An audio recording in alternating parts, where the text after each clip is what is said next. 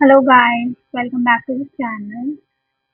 अगर आप लोग प्रिपेयर कर रहे हैं BECS 184 एग्ज़ाम के लिए, तो ये एक वीडियो आपके लिए है।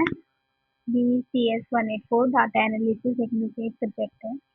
ये BA प्रोग्राम में भी होता है और साइकोलॉजी में भी एज अ इलेक्टिव चूज आप कर सकते हैं इसे। तो इस वीडियो में हम कवर करेंगे इम्पॉर्टेंट क्वेश्चन जो एग्ज़ाम के पॉइंट ऑफ व्यू से बहुत ही इम्पॉर्टेंट है। और इस वीडियो की लैंग्वेज बहुत ही सिंपल और इजी रहने वाली है, राइट।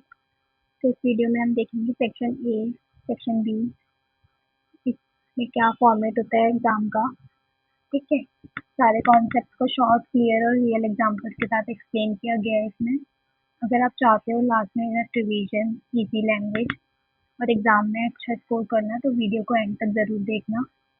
और हाँ, अगर वीडियो पसंद आए तो लाइक, शेयर और सब्सक्राइब करना मत भूलना, राइट, क्योंकि ऐसे ही और हेल्पफुल वीडियो आते रहेंगे। चलिए बिना किसी टाइम वेस्ट के शुरू करते हैं आज के सेशन को। BECS 184 data analysis important question, right. तो ये इग्नू का सब्जेक्ट है। इसमें टोटल 100 मार्क्स का एग्जाम होता है इसका। तो 2 सेक्शंस होते हैं। फर्स्ट सेक्शन में आपको 4 में से 2 क्वेश्चन अटेम्प्ट करने होते हैं। 20 मार्क्स का एक क्वेश्चन होता है, राइट। एंड सेक्शन बी में टोटल आपको 7 में से 5 क्वेश्चन अटेम्प्ट करने होते हैं। इसमें 12 मार्क्स का एक क्वेश्चन होता है। तो ये ओवरऑल आपको इस क्वेश्चन पेपर में 9 क्वेश्चन अटेम्प्ट करने होते हैं, ठीक है। सॉरी, 7 क्वेश्चन अटेम्प्ट करने होते हैं आउट ऑफ 11। तो अब देखेंगे हम, इसमें मैंने यहाँ पे लिखा हुआ है, ये आप पढ़ सकते हैं। इसमें जो यूनिट 8, यूनिट 10 और यूनिट 11 है, इसमें से हर साल क्वेश्चन रिपीट हो रहे हैं और इनकी प्रायोरिटी बहुत हाई है अगर आप प्रिपेयर कर रहे हैं तो। उसके बाद अगर आप स्टार्ट करेंगे तो आपको 8, 10 और 11 से स्टार्ट करना है। और अगर आप चाहें तो यूनिट 1, 2 और 3 को स्किप भी कर सकते हैं अगर आपके पास टाइम कम है तो, राइट। तो इसमें न्यूमेरिकल्स भी हैं। अगर किसी की मैथ्स अच्छी है तो वो ये न्यूमेरिकल्स को पहले प्रिपेयर कर ले। ये आपको अच्छा कॉन्फिडेंट फील कराने में हेल्प करेंगे, राइट। तो इसमें ये न्यूमेरिकल सबसे ज़्यादा रिपीट हुए हैं, ओके। तो इसके बाद जैसा कि अब तक हमने देखा है, हम PYQs के बेसिस पे इम्पॉर्टेंट टॉपिक्स जो रिपीटेड हैं उनको डिस्कस करते हैं। इस वीडियो में हम BECS वाले सब्जेक्ट को डिस्कस कर रहे हैं। तो उसमें सेक्शन ए जो कि लॉन्ग आंसर टाइप का सेक्शन है, तो 20 मार्क्स का एक क्वेश्चन होता है। तो उसमें ये वाला टॉपिक आपसे बहुत बार पूछा गया है, क्वालिटेटिव एंड क्वांटिटेटिव डेटा के बारे में। तो इसमें हम देखेंगे क्वांटिटेटिव डेटा क्या होता है, राइट। तो क्वांटिटेटिव डेटा आप नाम से ही समझ सकते हैं, जिसमें हम क्वांटिटी मेजर करें, ठीक है। इसमें नंबर्स की गिनती के फॉर्म में होता है, जैसे कि एज, मार्क्स, इनकम। इसका जो एनालिसिस है वो मैथमेटिकल टूल्स से हम कर सकते हैं, ठीक है। और जो क्वालिटेटिव डेटा होता है वो उसको हम कहते हैं डिस्क्रिप्टिव या कैटेगरियल डेटा, जिसको हम वर्ड्स में एक्सप्लेन कर सकते हैं, राइट। इसके बाद इसमें क्या क्या आ सकता है, एग्जाम्पल जेंडर, कास्ट, ओपिनियन, ठीक है। इसमें आपकी कुछ कैटेगरीज होती हैं जिसमें वो डिवाइड होता है। इसको हम न्यूमेरिकली मेजर नहीं करते बल्कि कैटेगरीज में डिवाइड करते हैं उसे, जैसे हमारी जेंडर की 2 कैटेगरी होगी, मेल, फीमेल, ठीक है।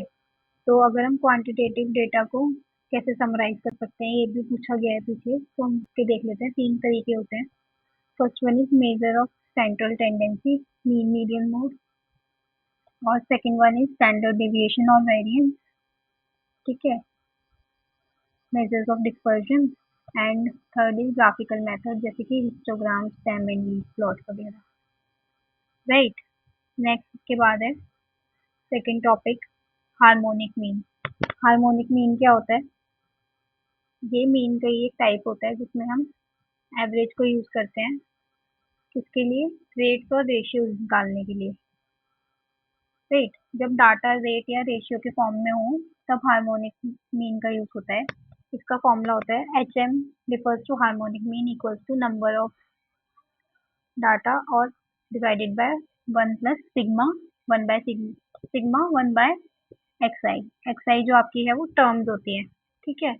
जैसे कि इसमें एग्जांपल दिया हुआ है कि अगर आपकी स्पीड कार की ये है, तो इनका हार्मोनिक हम कैसे निकालेंगे। इसमें टोटल हमारी 3 स्पीड्स दी हुई है, तो ऊपर 3 आ जाएगा एंड नीचे जो स्पीड्स हैं उनका रेसिप्रोकल करके और उसका सम करेंगे तो आ जाएगा ये, ठीक है। ये रेट्स या फिर रेशियो के निकालने के लिए इजी होता है, राइट। इसके बाद नेक्स्ट टॉपिक है मेजर्स ऑफ पोजीशन। इसमें हम क्या देखते हैं, इसमें बताते हैं कि कोई डेटा पॉइंट जो है वो पूरा डेटा में किस जगह पर है।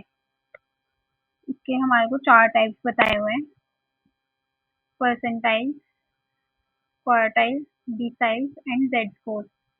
परसेंटाइल में क्या होता है, जो डेटा है उसको वो 100 पार्ट्स में इक्वली डिवाइड कर देता है। क्वार्टाइल्स में 4 पार्ट्स में इक्वली डिवाइड कर देता है, ये Q1, Q2, Q3 ऐसे।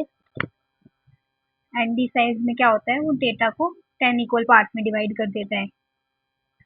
एंड लास्ट जेड स्कोर में क्या होता है, वो हमें बताता है कि कितने स्टैंडर्ड डिविएशन पॉइंट है, सॉरी, जो स्टैंडर्ड डिविएशन है डाटा पॉइंट का वो कितनी दूर है मीन से। तो रैंकिंग, कंपेयरिंग मार्क्स और हेल्थ इंडेक्स के लिए हम इसका यूज़ करते हैं, ठीक है। इसको हम क्यों यूज़ करते हैं, ये हमें रिलेटिव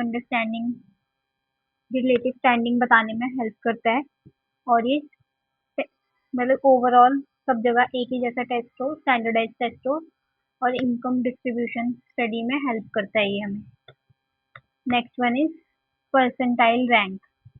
तो परसेंटाइल रैंक हमें बताता है कि कोई स्कोर कितना परसेंट डाटा से ऊपर है।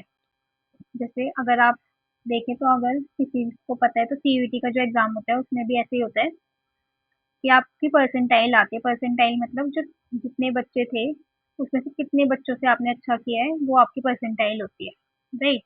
तो परसेंटाइल रैंक कैसे निकालते हैं, total number of values below the score और total number of values into 100, right. इसका एग्जांपल है, अगर किसी का जो 70 स्कोर है वो 30 बच्चों से ज़्यादा है, 40 टोटल बच्चे हैं, तो 30 ऊपर आ जाएगा, that is number of values below the score, and 40 नीचे आ जाएगा, that is total number of values. और इसको हम मल्टीप्लाई कर देंगे 100 से, तो हमारी परसेंटाइल रैंक निकल जाएगी, ठीक है। तो इसमें जो 75 आया है इसका मतलब क्या है, जो स्कोर है वो 75 परसेंटाइल पे है, राइट। नेक्स्ट हमारा टॉपिक है कोरिलेशन एंड कॉजेशन। तो कोरिलेशन क्या होता है, कोरिलेशन में जो दोनों वेरिएबल्स हैं उसमें रिलेशन होता है। जैसे कि एग्जांपल हो सकते हैं आइसक्रीम की जो बिक्री है और जो उसके ड्रोनिंग केसेस है, जैसे कि समर में दोनों बढ़ते हैं, राइट। और ये पॉजिटिव भी हो सकता है, नेगेटिव भी हो सकता है और जीरो भी हो सकता है, ठीक है। इसको किस चीज से मेजर किया जाता है, कोरिलेशन कोफिशिएंट से। कॉजेशन क्या होता है, जो एक वेरिएबल है वो दूसरे वेरिएबल में डायरेक्ट चेंज लाता है, राइट। तो इनमें की डिफरेंस क्या क्या है, की डिफरेंस है, कोरिलेशन जो है वो दो वेरिएबल्स के बीच का एसोसिएशन है, और कॉजेशन क्या है कि एक वेरिएबल दूसरे वेरिएबल को इन्फ्लुएंस करता है। डायरेक्शन जो है कोरिलेशन की वो इम्प्लाइड नहीं होती है, ठीक है। और जो कॉजेशन की जो डायरेक्शन है वो इम्प्लाइड होती है। इसमें प्रूफ क्या है, कोरिलेशन जो है वो कैलकुलेट करने में इजी होता है और कॉजेशन में हमें कंट्रोल स्टडी की जरूरत होती है। फॉर एग्जांपल आइसक्रीम सेल्स और जो ड्रोनिंग इंसिडेंट्स हैं वो कोरिलेटेड है, क्योंकि दोनों ही समर में बढ़ जाते हैं, पर लेकिन आइसक्रीम जो है वो ड्रोनिंग कॉज नहीं करती। तो जो आइसक्रीम है और जो ड्रोनिंग इंसिडेंट्स हैं वो कोरिलेटेड हो गए, बट आइसक्रीम और ड्रोनिंग कॉजेशन नहीं हुए, ठीक है, क्योंकि एक का दूसरे के ऊपर कोई इफेक्ट नहीं है। इसके बाद characteristics and use of T distribution. तो टी डिस्ट्रीब्यूशन क्या होता है, किसी को पता है। टी डिस्ट्रीब्यूशन में क्या होता है, जो यूज होता है जब सैंपल छोटा हो, n इज लेस देन 30 और पॉपुलेशन स्टैंडर्ड डिविएशन ना पता हो। ठीक है, तो इसके क्या क्या फीचर्स होते हैं टी डिस्ट्रीब्यूशन के। इसका जो ग्राफ है वो बेल शेप्ड होता है और सिमेट्रिक होता है, एक नॉर्मल डिस्ट्रीब्यूशन की तरह, राइट। और ये जो है ये ज़्यादा एरिया में फैल रहा होता है, more spread has heavier tails, right.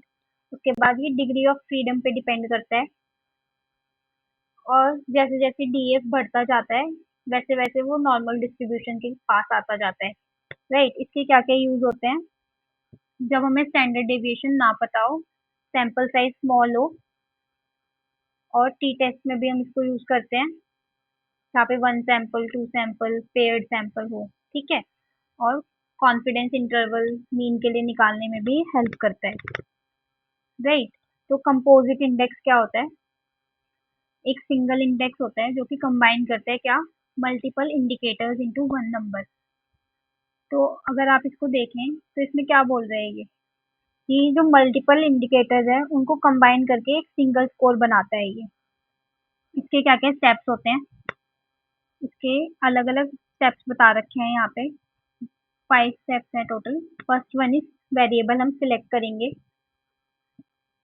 जैसे कि एजुकेशन हेल्थ या इनकम अलग अलग वेरिएबल्स हैं, इसमें से हम वेरिएबल सिलेक्ट करेंगे, उसका जो डाटा है उसको नॉर्मलाइज करेंगे, देन हर वेरिएबल को वेट असाइन करेंगे